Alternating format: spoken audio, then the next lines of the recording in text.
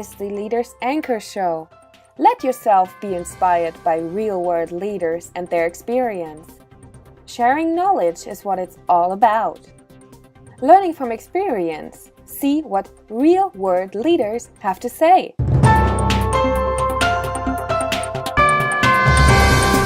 Welcome once again to the Leaders Anchor Show, where we share with you inspiring, motivational stories that will change your life from A and take you to where you really want to be.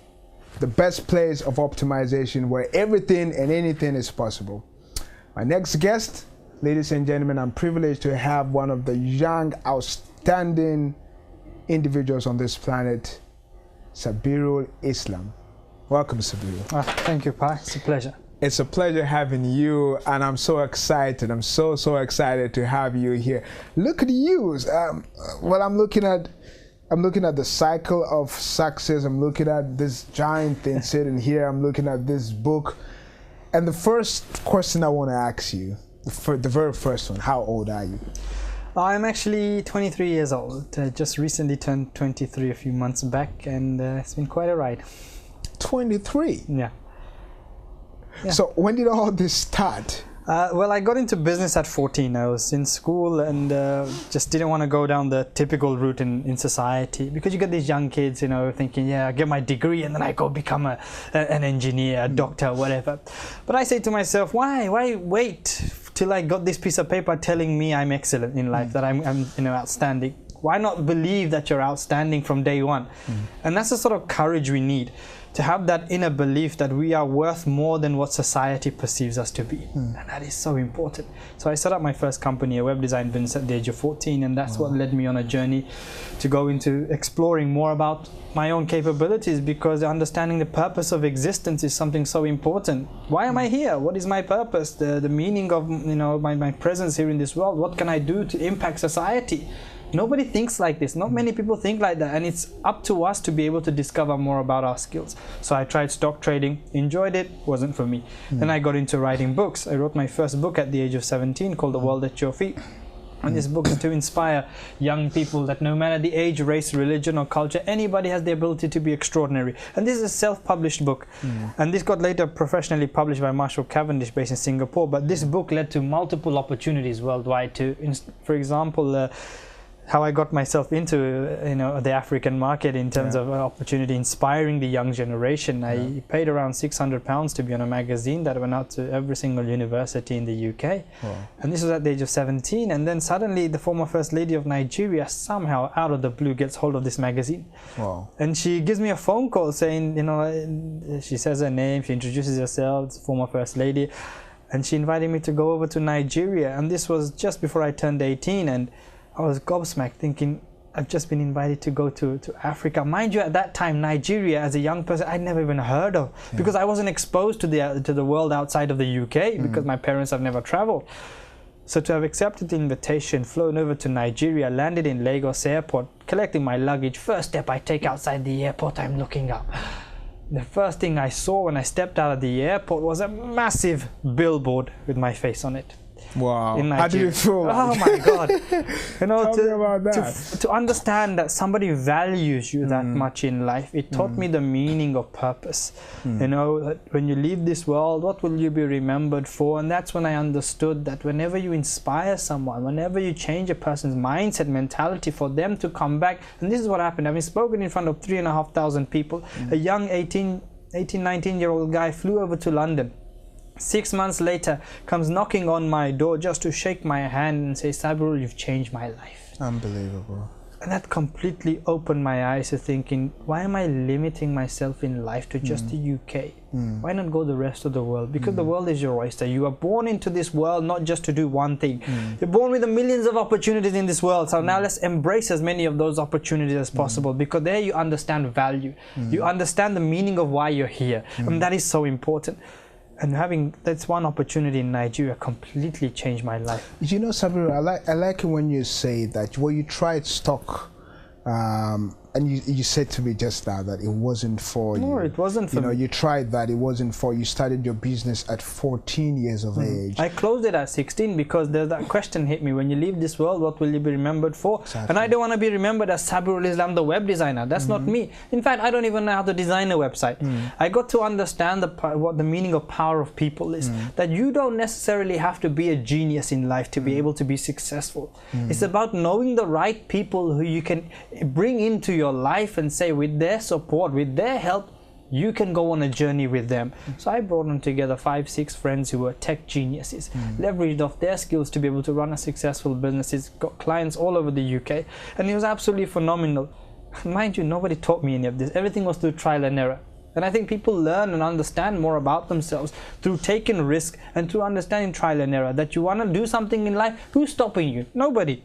It's only your mindset telling you that you cannot do something and you actually agreeing to it. Oh, I put up my hand and say I cannot do something. No, you believe in yourself. And one thing I really want to emphasize on is parenting. When a parent tells a young person that for you to become successful in life, that you must have a piece of paper telling you that without this university degree you are deemed unsuccessful. I don't think so. You do not need a piece of paper telling you you are excellent in something. Having that belief, that confidence to stand up on your own 2 feet with the freedom to explore the world, to open your eyes and say, actually, maybe that wherever you're from in this world, your country, your community, your family is not supporting you, but there is someone halfway across the world who will absolutely cherish and admire the meaning and presence of your existence in this world. And those are the people you need to connect with. Because we look at technology, we've got young people all around the world on their phones, on the internet. Connect with people who connect with your values in life, your morals, your ethics.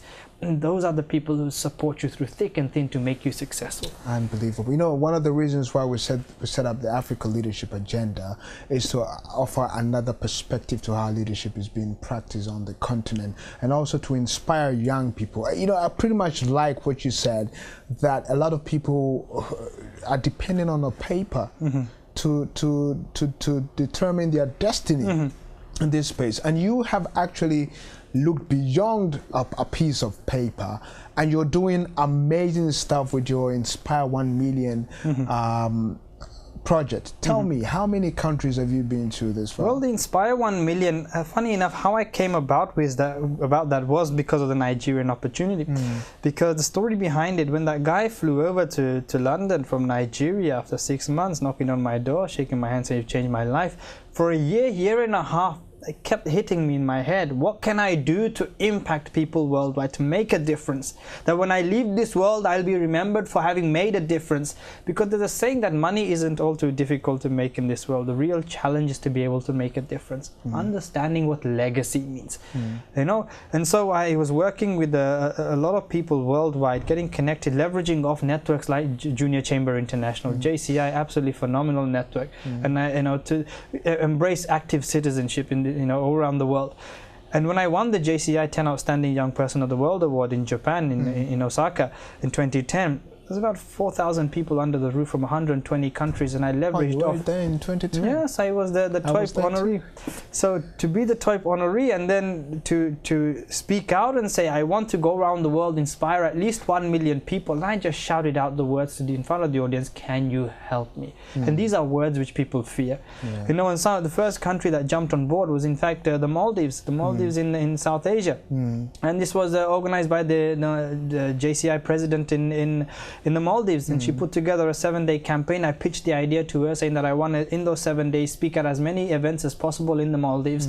We did 17 events in 7 days. Then came on board JCI Botswana to host a huge campaign in Botswana, where I did 43 events in 12 days in 10 cities. So did a 360-degree road trip across the entire country, hitting national papers, national television, reaching out to as many people in Botswana as possible. And then it kind of led on from one opportunity to another, where I've now traveled to 26 countries, 63 international visits in the past 2.5 years. I've reached out to just over 900,000 people, and 1 million will be reached in February 2014. Wow. Finally, tell me about this amazing game board. This I created. I produced this at the age of 18 because there's a saying in my book, one of the books written there, about the cycle of success. Inspiration is one thing, and I inspire through the books and through my speaking and through various other mediums that I do. But the game is to educate. Educate young people on entrepreneurship. You run your own business, teaching them about financial literacy. Because in modern day society, when you give a young person money, what do they go and do? Go buy themselves sweets, crisp drinks and spend. They never understand the meaning of saving. They never understand the meaning of budgeting and cash flow. So I created a game, a concept that teaches them fundamental aspects of business and enterprise, and more importantly, financial literacy. And has sold to over 650 schools in the UK and now in 14 countries around the world, and has produced multiple different versions of this game for Mexico, for Zambia, for South Africa, for Bangladesh, for all sorts of countries. 14 different countries have this different versions made, and it's been an absolutely incredible ride. And this I produced at the age of 18 with the help of 6, 11 to 15-year-olds.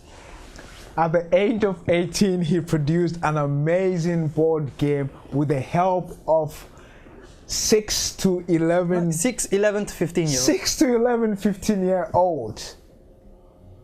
Anything is possible. Anything and everything, my friends, from wherever you're watching us from, is possible if you do not limit yourself to the capabilities and the amazing opportunities that is ahead of you.